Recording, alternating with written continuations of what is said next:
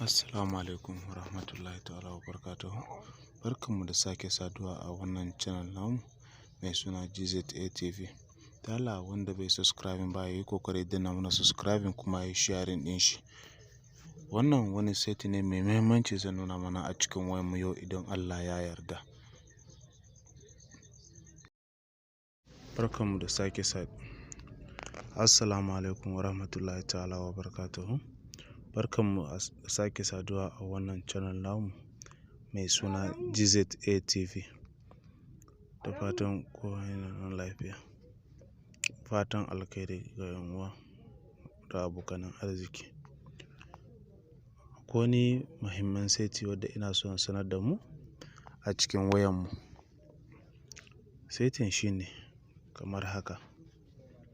So da yawa wai mutane zaga zai faɗi kuma bacin ya faɗi wani yana so ya maida ma mai shi wayan shi kuma bayi dama da yake baya da contact nashi bayan da zai kira wani nashi.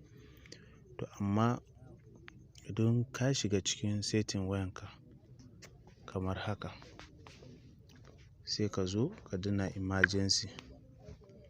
Ka shiga emergency sai ka shiga emergency information. In ka shiga sau biyu za ka danna.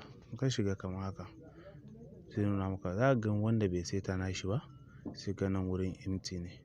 Za ka zo ka taɓa wurin nan wurin biro nan kamar haka. Ka danna haka zai nuna maka to sai ka shiga ga wurin an sa name za ka sa suna da yake ni na riga da na seta nawa. Sai ka zo address ka sa address naka ni na dama seta yake da blood pressure ka da magani da komai ne. Sai ka so kanan contact za ka gan adding contact. Za ka iya sa number duk wanda kake so wani naka saboda in case in ma a ce wayan ya faɗi daga nan za ka iya samu a kira wanda ka sa number shi a wurin. Ko ɗan uwanka ne ko waye naka ko abokinka ne za ka iya sa number. In ka sa sai ka yi saving.